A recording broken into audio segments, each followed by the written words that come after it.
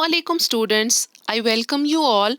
Today I am going to discuss certain MCQs related to the topic Introduction to Computers and its Fundamentals जो कि मैंने previous lectures में already discuss किया है.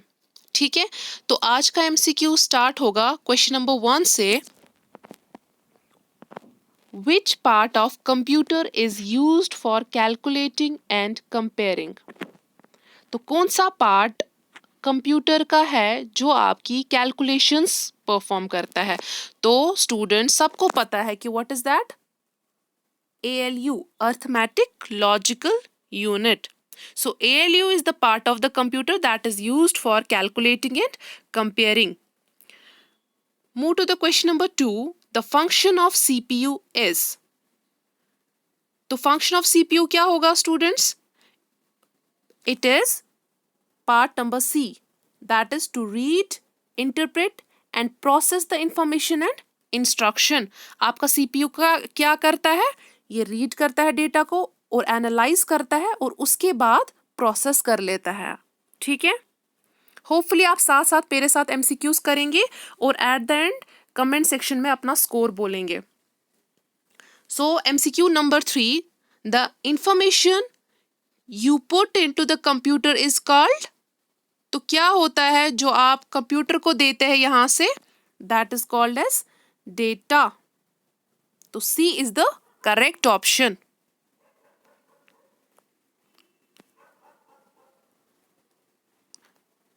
So move to the question number 4. Question number 4 is saying data that has been organized or presented in a meaningful fashion. तो उसको क्या हम बोलते हैं? जो डेटा हम एक यूजफुल फॉर्म में प्रेजेंट करते हैं, that is called as information. ठीक. Question number 5, memory unit is one part of. तो मेमोरी यूनिट किसका पार्ट है? Is it control unit, is it CPU, is it input device और इज इट आउटपुट डिवाइस? तो memory unit किसका part है? ये part है CPU का, क्योंकि CPU में ही आता है आपका कंट्रोल यूनिट, आपका ALU और आपका memory unit. So memory unit is part of CPU. B part is the right answer. So question number 6. Which one of the following tells the rest of the computer how to carry out a program's instruction? आपके computer को कौन सा part बताता है कि आपको कौन कौन सी इंस्ट्रक्शंस फॉलो करनी है और कैसे करनी है? That is the, is it ALU? ALU तो आपका logical operations, arithmetic operations perform करता है. क्या वो मदरबोर्ड है? नहीं, मदरबोर्ड एक सर्किटरी बोर्ड है. क्या ये सिस्टम यूनिट है? क्या ये कंट्रोल यूनिट है? तो मैंने ऑलरेडी आपको पढ़ाया है, तो it is basically the control unit जो कंप्यूटर को बताता है how to carry out the instructions. Hopefully आपको ये आ गया होगा. तो question number 7. Question number 7 is saying the primary goal of a computer system is to turn data into. तो कंप्यूटर का गोल क्या है? डेटा को एक यूजफुल फॉर्म में लाना, और उस यूजफुल फॉर्म को क्या बोलते हैं हम? इंफॉर्मेशन. तो B part is the right answer. तो साथ साथ में आप अपने साथ ये कर लेंगे कि किसको कितना आता है. ठीक है. Question number 8.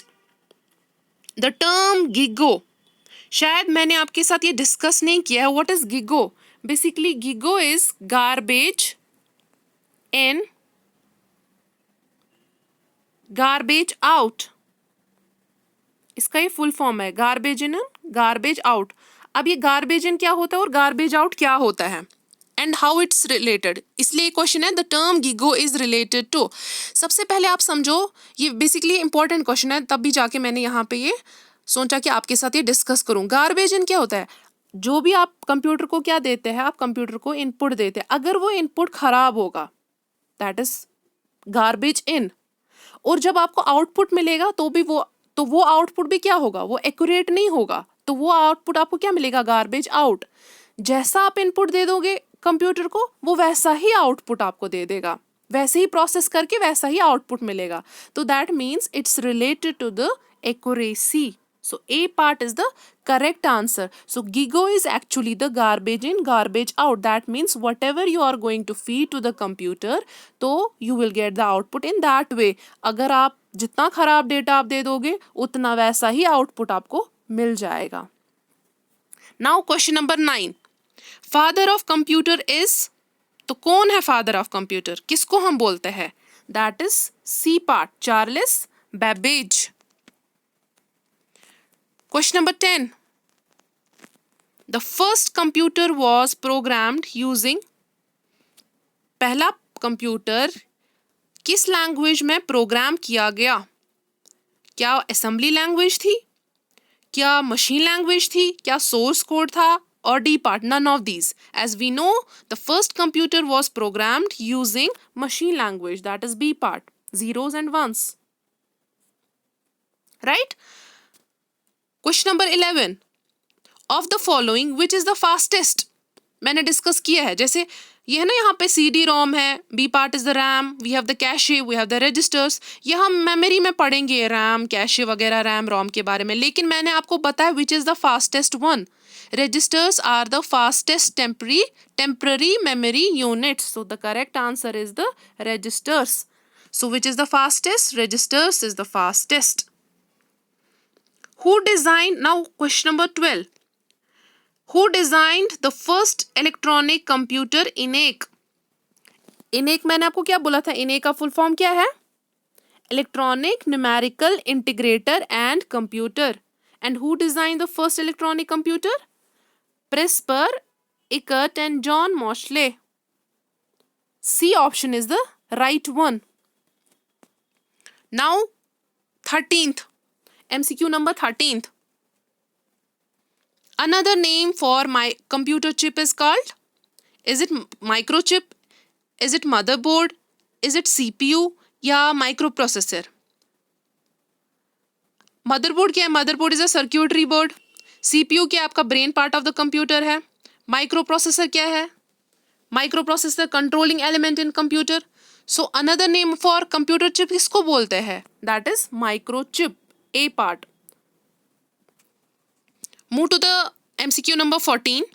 Which of the following is the first generation of computer? ये भी मैंने आपको डिस्कस किया है पहले जनरेशन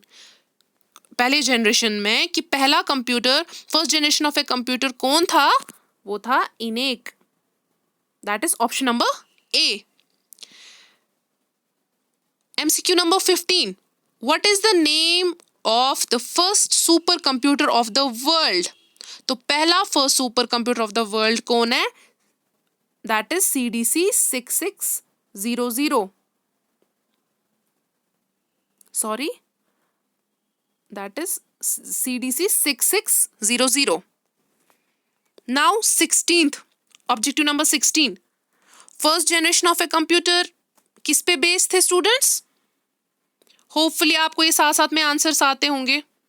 दैट इज क्या है? 16th का वैक्यूम ट्यूब्स. जैसे कि ट्रांजिस्टर्स किस जनरेशन में यूज होते थे? ट्रांजिस्टर्स यूज होते थे सेकेंड जनरेशन में. हमारे ICs किस में यूज होते थे? हमारे ICs यूज होते थे थर्ड जनरेशन ऑफ कंप्यूटर में. तो in first generation computer were based on vacuum tubes. 17th MCQ. Pascaline is also known as, ये भी मैंने आपके साथ डिस्कस किया है. पैस्कलिन को क्या हम बोलते हैं? दूसरा नाम adding machine. So option number B is the right one. MCQ number 18. The earliest calculating device is, सबसे पुराना कैलकुलेटिंग डिवाइस कौन था? सबको पता होगी. कौन है? Abacus, B part. Objective number 19. Who developed integrated chip? Important question है, पूछा गया है. That is C part, J.S. Kilby. Who developed integrated chip? J.S. Kilby. Move to the objective number 20. Artificial intelligence is an example of. Is this first generation computer? क्या ये first generation computer में AI का concept आया था? क्या second generation computer में था? क्या थर्ड जनरेशन कंप्यूटर में था, क्या फोर्थ जनरेशन कंप्यूटर में, और फिफ्थ जनरेशन कंप्यूटर? तो होपफुली आप लोगों को ये भी समझ आ गया होगा, ये मैंने डिस्कस किया है। Is artificial intelligence is an example of fifth generation computer. First computer of India कौन है? Is this Param? नहीं, पराम सुपर कंप्यूटर है। क्रेवन, क्या क्रेवन हो सकता है? ये वर्ल्ड का सुपर कंप्यूटर है पहला। नहीं, तो फिर क्या होगा? तो option B, Siddhartha is the first computer of India. MCQ number 22, a computer also known as server computer. तो किस कंप्यूटर को हम सर्वर कंप्यूटर बोलते थे स्टूडेंट्स? मिनी कंप्यूटर को हम सर्वर कंप्यूटर भी बोलते थे। तो C is the right answer. MCQ number 23, which one is not a micro computer? किसको इनमें से कौन माइक्रो कंप्यूटर नहीं है? हमारा डेस्कटॉप कंप्यूटर, ये तो माइक्रो कंप्यूटर है। हमारा लैपटॉप, हमारा टैबलेट पीसी, तीनों माइक्रो कंप्यूटर्स है। तो मेन फ्रेम कंप्यूटर मैंने बताया था, depends on size, we have different types of a computer. तो mainframe computer is not a micro computer, right. MCQ number 24, computers basic architecture was developed by. तो computer का basic architecture किसने दिया था हमें? वो था हमारा, क्या वो ब्लेस पास्कल था? नहीं, ब्लेस पास्कल ने हमें एडिंग मशीन, जिसको हम एडिंग मशीन भी बोलते हैं, जिसने हमें एडिंग मशीन का कॉन्सेप्ट दे दिया था। चार्ल्स बेबेज, नहीं, फादर ऑफ कंप्यूटर बोलते हैं इसको। So John von Neumann is the one who gave the basic architecture of computer. MCQ number 25, first supercomputer developed in India is, कौन था? पराम। Param is the first supercomputer developed in India. MCQ number 26. In latest generation computers, the instructions are executed. ये बोल रहा है कि जो भी हम इसको इनपुट देते हैं कंप्यूटर को प्रोसेस करने के लिए, क्या इंस्ट्रक्शंस हम एक एक करके देंगे? क्या इंस्ट्रक्शंस को हम पैरेलली देंगे? क्या एक साथ सीरियली भी, पैरेलली भी, क्या दो में से एक? ठीक।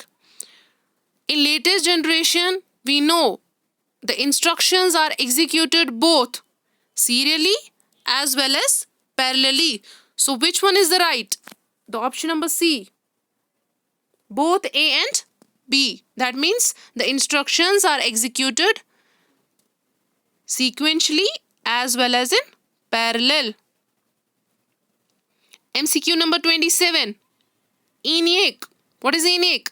ENIAC basically क्या है इसका full form? ENIAC is an electronic numerical integrated and computer. What is ENIAC? तो ENIAC हमारा है electronic digital computer.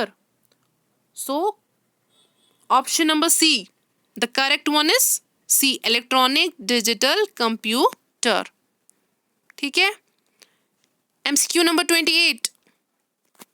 IC is made up of, क्या IC ट्रांजिस्टर्स के बने हैं? क्या microprocessors? Is it made up of vacuum tubes और silicon? तो IC is made up of silicon. Now MCQ number 29. Name the first general purpose electronic computer. Is it EDVAC, is it UNIVAC, is it EDSAC? तो कौन है first general purpose electronic computer? मैंने ये discuss किया है आपके साथ। तो first general purpose electronic computer हमारा आता है यूनिवैक। तो option number C is the correct one. So move to the MCQ number 30. Which was the first electronic computer constructed at the Moore School of Engineering? Is it EDVAC? Is it UNIVAC? Is it ENIAC or is it EDSAC? तो मैंने पहले ही बोला कि हमारा पहला electronic computer कौन है, तो ENIAC है. So ENIAC was the first electronic computer constructed at the Moore School of Engineering. So the correct option is option number C, ENIAC. एक second. So ENIAC was the first electronic computer constructed at the Moore School of Engineering. Move to the objective number 31. Which generation of computer was VLSI microprocessor based? तो किस generation में VLSI microprocessor का concept आ गया था? जैसे कि हमारे first generation में वैक्यूम ट्यूब्स का आया था, सेकंड में ट्रांजिस्टर्स का, थर्ड में ICs का, फिर वैसे ही फोर्थ में. So fourth generation of computer was VLSI microprocessor based. So option number D, that is fourth generation of a computer, was VLSI microprocessor based.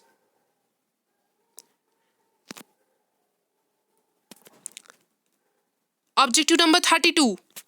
Which of the following performs the conversion of assembly language code into machine language code? जैसे कि मैंने पहले ही बताया कि computer हमारी language को नहीं understand करता है, तो उसके लिए हमें ट्रांसलेटर्स की ज़रूरत होती है. Computer understands machine language, that is zeros and ones. So assembly language को मशीन लैंग्वेज में कन्वर्ट करने के लिए हमें किसकी ज़रूरत है? ट्रांसलेटर की. तो कौन सा ट्रांसलेटर होगा जो असेंबली लैंग्वेज को मशीन लैंग्वेज में ट्रांसलेट करेगा? सबसे पहले मैं आपको डिस्कस करूंगी ऑप्शंस. इंटरप्रेटर जो है ये भी एक ट्रांसलेटर है, ठीक है, ये भी कन्वर्ट करता है आपकी लैंग्वेज को. ठीक. वी हैव द असेंबलर, ये भी ट्रांसलेटर है. वी हैव द कंपाइलर, ये भी ट्रांसलेटर है. सो पहले मैं आपको बताऊंगी कंपाइलर क्या है. कंपाइलर क्या करेगा? कंपाइलर आपकी हाई लेवल लैंग्वेज को मशीन लेवल लैंग्वेज में कन्वर्ट करेगा. ठीक. आपका इंटरप्रेटर है, ये भी आपका ट्रांसलेट करेगा. लेकिन ये ट्रांसलेट, अब डिफरेंस क्या है? कंपाइलर और इंटरप्रेटर में डिफरेंस एक ही है कि कंपाइलर को जब ट्रांसलेट करना है, सपोज हम एक डॉक्यूमेंट दे देंगे, इसको एक प्रोग्राम देंगे, तो ये पूरा प्रोग्राम रीड करके एट अ टाइम आपको ट्रांसलेट कर देगा. ठीक है. वो प्रोग्राम बहुत सारी इंस्ट्रक्शंस का बना होता है, बहुत सारी स्टेटमेंट्स का बना होता है कंपाइलर. तो कंपाइलर स्कैन करता है एट अ टाइम आपके होल डॉक्यूमेंट को और उसको कन्वर्ट करता है इनटू मशीन लैंग्वेज में. ठीक है. लेकिन इंटरप्रेटर क्या करता है? ये लाइन बाय लाइन स्कैन करके इसका कोड देता है. एक इंस्ट्रक्शन को स्कैन किया, फिर ट्रांसलेट करके उसका कोड दे दिया. दूसरे इंस्ट्रक्शन को फिर जाके इसका कोड दे दिया, मतलब जो हमें चाहिए मशीन लेवल लैंग्वेज, मतलब इसको जिस लैंग्वेज में इसको ट्रांसलेट करना है, जो इसका काम है. तो difference between compiler and interpreter is that compiler translate the whole document, the whole data at a once, but interpreter translate one by one. It scan one by one, then it translates into respective language, that is machine level language. And what is assembler? Assembler आपको assembly language कौन सी language होती है? जहाँ पे आपकी symbols का use होता है, आपके English words का use होता है, जिसको हम mnemonics, मतलब हम mnemonics बता सकते हैं. तो assembler हमें convert क्या करता है? assembly language को machine level language में. तो which one is the right here?